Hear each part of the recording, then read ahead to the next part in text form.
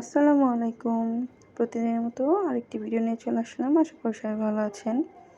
তো ইদানিং আমি ঘুম থেকে উঠেই আগে ঘরের টুকিটাকি কাজ করে রাখি। তো এখানে আমি দেখতেছিলাম যে এই মুগ ডালের সাথে মনে হইতেছে খেসারি ডালও আছে। হ্যাঁ, এটা আমার শাশুড়ি গ্রাম থেকে এনে দিছিল। মানে উনি গ্রাম থেকে যা পারে সব টুকটাক নিয়ে চলে আসে। তো আমি বারবার খেয়াল করতেছিলাম যে মুগ ডালের পরিমাণ বেশি না খেসারি ডালের পরিমাণ বেশি। তো আর কি বলবো, দুইটাই মিক্সড করে ফেলছে ওনারা। আর যাই হোক, মুরব্বি মানুষ যা নিয়ে আসছে তাই আলহামদুলিল্লাহ। মানে উনি আসে দেখেই তো নিয়ে আসে, না হলে তো কেউ নিয়ে আসার মতো নাই। কারণ আমার বাবা মা সবাই ঢাকায় থাকে, গ্রাম থেকে আনার মতো কেউ নাই। তো আজকে চিন্তা করতেছি যে একটু ভুনা খিচুড়ি রানবো। এই চিন্তাটা আমার না, এই চিন্তাটা ইমুর। কারণ ও খুব নাকি ভুনা খিচুড়ি আর মুরগির মাংস খাইতে মন চাইতেছে। তো আমি আনাজ ঘুম থেকে ওঠার আগে একটু ডালটা ভেজে আমি পানিতে ভিজায় রাখছি। তারপর মুরগি আর আদা রসুন বাটা সব নামায় রাখছি। আর এখানে এই যে এতগুলো কাপড় চোপড় সব এখন গুছাবো। আর এই যে ডিম পিঠা বানাইছিলাম আগের দিন, সেগুলো বসে বসে খাবো। তো এগুলো খাওয়ার পর একটু নুডলস খেয়ে নিলাম, কারণ এগুলো ফ্রিজে থাকলে সব নষ্ট হয়ে যাবে। ইদানিং আমার ফ্রিজে অনেক কিছু নষ্ট হয়। আচ্ছা, যাই হোক, কাপড় চোপড়ে যে এতগুলা, আবার এই যে এখানে এতগুলা সব গুছাবো আর নুডলস খাবো বসে বসে। তো আনাজকে ডাকতে ডাকতে আনাজ ঘুম থেকে উঠতেছে না। তো চিন্তা করলাম যে এখানে মুরগির মাংসটা একটু ভেজে নেই। এর মধ্যে অবশ্য আনাজ উঠে গেছে, আনাজকে উঠায় খাওয়া দাওয়া শেষ।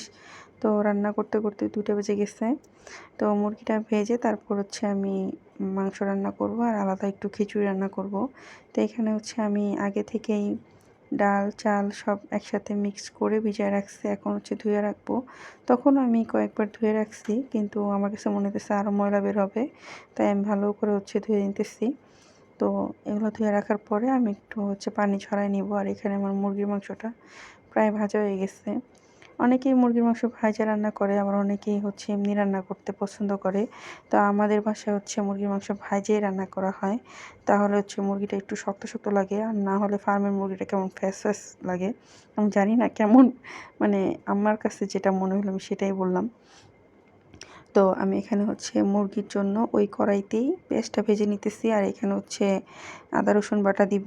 তো আমি পাশের চুলাতেও কড়াই বসাইছি। আজকে কড়াইতে খিচুড়ি রান্না করব, যেহেতু অল্প করে দুজনের জন্য, এক বেলার জন্য রান্না করব, তাই অল্প করে রান্না করতেছি।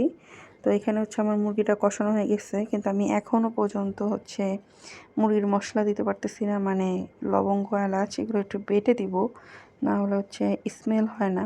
আমার কাছে কেমন জানি মনে হয় যে মাংসটা স্বাদ লাগে না। তো আমি এখানে মরিচ গুঁড়া দিতে পারি নাই, কারণ আনাস আমার কোলে ছিল আর খুব কান্না করতেছিল।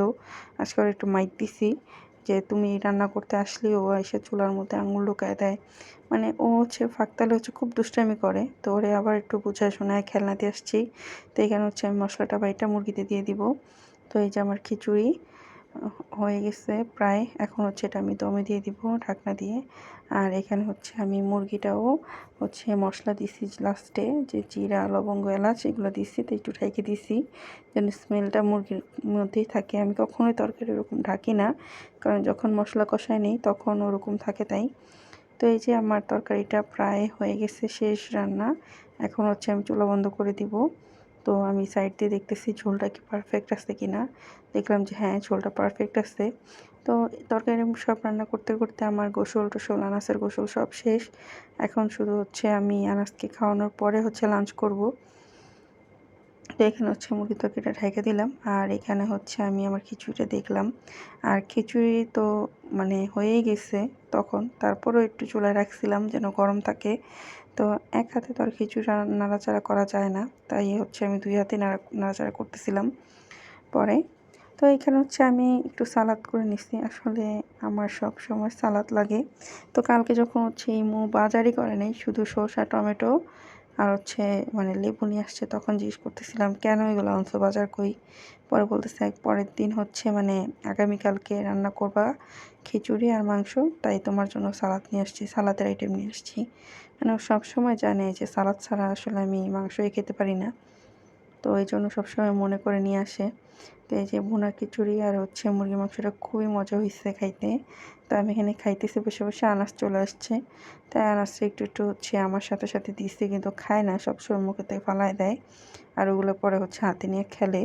তো খিচুড়িটা গরম গরম আমার খুব ভালো লাগতেছিল, কিন্তু একটা জিনিস মিস করতেছিলাম, সেটা হচ্ছে ইমুকে। কারণ একা একা বসে বসে খাইতেছি, ওই তো খাইতে চাইছিল, তো আমি হচ্ছে আগে খাইতেছি। তো আমার কাছে খুব মানে মিস করতেছিলাম, আর ওর ফোন দিতেছিলাম যে কখন বাসায় আসবা এই সেই, কিন্তু বলতেছে ওর নাকি আরও দেরি হবে আসতে। তো এখানে হচ্ছে আমি চা বসাইছি ইমু আসার পর। তো তখন হচ্ছে চাটা খায় হচ্ছে ইমু আবার বাহিরে যাবে। তো এখানে হচ্ছে চাটা করে নিলাম। আর আমি হচ্ছে চায়ে অনেক পাতি দেই। এই জিনিসটা হচ্ছে যখন ইমু রং চা খায় তখন অনেক তিতা লাগে, তো তখন রাগ করে। কিন্তু আসলে আমি যখন দুধ চা খাই তখন অনেক পাতি দিই, কিন্তু আমি যখন আবার নিজের জন্য আদা চা করি তখন আবার হচ্ছে পাতি কম দিই। তো এখানে হচ্ছে ইমুর সাথে কথা বলতেছিলাম, ইমু চা খাইতেছে ফ্লোরে বসে। আর এখানে হচ্ছে আমি চা নিয়ে আসছি মাত্র, আর হচ্ছে ওই জানাস বসে বসে ওর বাবার সাথে খেলতেছে। তো ইমু যখন বাইরে গেছে তখন আমি অনেকগুলো মোম বানায় রাখছি। তো এইগুলো হচ্ছে এখন ইমু আসার পর আমি হচ্ছে স্টিম করে নিছিলাম। তো ইমু বলতেছে ও খাবে না, কিন্তু আমি বললাম যে তোমার জন্য কষ্ট করে বানাইছি, একটু খাও। পরে ও খাইতেছে, ও হচ্ছে আনাজকে রেডি করতেছে, কারণ হচ্ছে আনাজ নানু বাসায় যাবে তাই। তো আনাজ নানু বাসায় ঘুরতে যাক। তো আজকের মতো ভিডিওটা এই পর্যন্তই। যারা যারা হচ্ছে আমার ভিডিওটা দেখেন শেষ পর্যন্ত সবাইকে অসংখ্য ধন্যবাদ। আল্লাহ হাফেজ।